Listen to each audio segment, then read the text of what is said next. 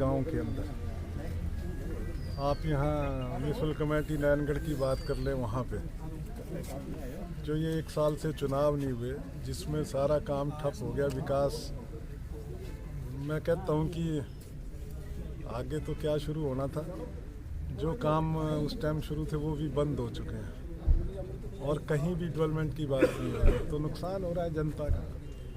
गंभीरता दिखानी चाहिए सरकार को इस मुद्दे पे। चुनाव जल्दी से जल्दी कराने चाहिए ताकि लोगों की जो शिकायतें हैं वो दूर हो सके। छोटे छोटे कामों के लिए भी आप देख रहे हैं यहाँ दफ्तरों के चक्कर काट रहे हैं लोग। तो मैं समझता हूँ कि इससे काफ़ी नुकसान हो रहा है हरियाणा के लोगों का।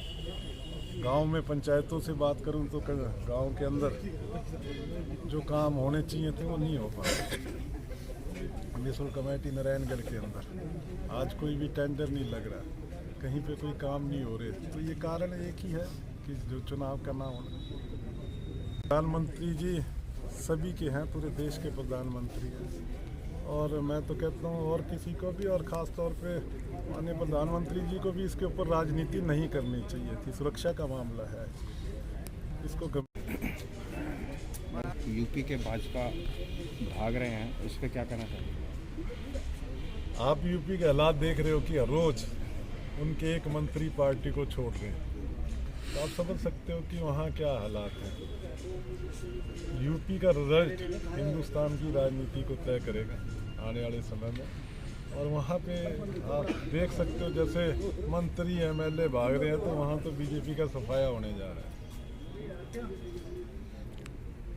भाजपा सरकार एक ऐप भी किया था इन्होंने, तो आज जो धरातल पर बहुत ज़्यादा जीरो है सड़कों को लेके, तो क्या कहना चाहेंगे? देखिए किस प्रकार से कालेआम का नारायणगढ़ का बुरा हाल है और इस पर कोई कार्रवाई नहीं है। रोडों का आप देख रहे हो पूरे हरियाणा के अंदर। देखें नारायणगढ़ में ख़ास तौर पे मैं बात करूं तो किसी तरफ चले जाओ सब तरफ रोड टूटे पड़े। और जो इन्होंने एक ऐप शुरू की थी, मुझे नहीं लगता वो ऐप आज कहीं धरातल पे काम कर रही, और उस ऐप के क्या रिजल्ट रहे।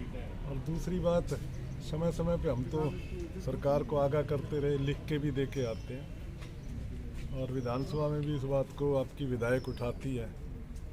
जहाँ तक आपने कालेआम रोड की बात की, NH है ये, उसमें डिप्टी चीफ मिनिस्टर जी को भी हमने लिखा हुआ है, हमने गडकरी जी को भी लिखा हुआ है। वो चिट्ठियाँ मैं आपको दिखा सकता हूँ कि समय समय पे हम लिखते रहे और हमें आश्वासन भी दिया गया था कि जल्दी इस पर काम शुरू हो जाएगा चिट्ठी के माध्यम से, जो डिपार्टमेंट की चिट्ठी। उसके बाद भी आप देखते हैं यहाँ रोज़ एक्सीडेंट हो रहे हैं। हमारे पत्रकार साथी भी पीछे जख्मी हुए उसमें, वहाँ पे रात को उनका भी एक्सीडेंट हुआ। बहुत से परिवारों में से कई साथियों की हमारे परिवार बर्बाद हो गए, उनके परिवार के मेंबर। यहाँ पे इस हादसा हुआ और वो स्वर्गवासी हो गए। तो मैं समझता हूँ कि बहुत बड़ा नुकसान है, जिसको सरकार को गंभीरता से देखना चाहिए। NH है ये, यहाँ पे खाली नारायणगढ़ की बात नहीं, पूरे हरियाणा, पंजाब, चंडीगढ़, हिमाचल सभी का ट्रैफिक यहाँ से निकलता है। और रोडों का इतना बुरा हाल है, इतने बड़े बड़े खड्डे हैं वहाँ पे कि हादसा तो वहाँ होगा ही होगा। और वो हालात आपके सामने। के दावे तो क्या मायने रखते हैं। सत्ता में ये जरूर दूसरी बार आ गए यहाँ पे, और मैं समझता हूँ लोगों की इच्छा नहीं थी इनको दोबारा लेके आने।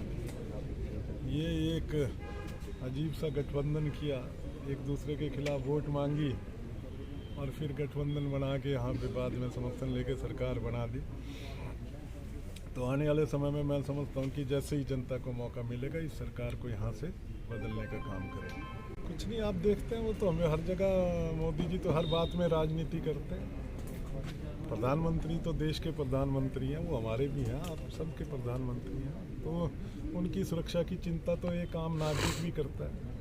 तो वहाँ ऐसा कुछ नहीं हुआ जो उन्होंने इतनी बड़ी बात कही, और उसके बाद कहीं चूक हुई तो इंक्वायरी करा रही है कोर्ट, उसमें सामने आ जाएगा।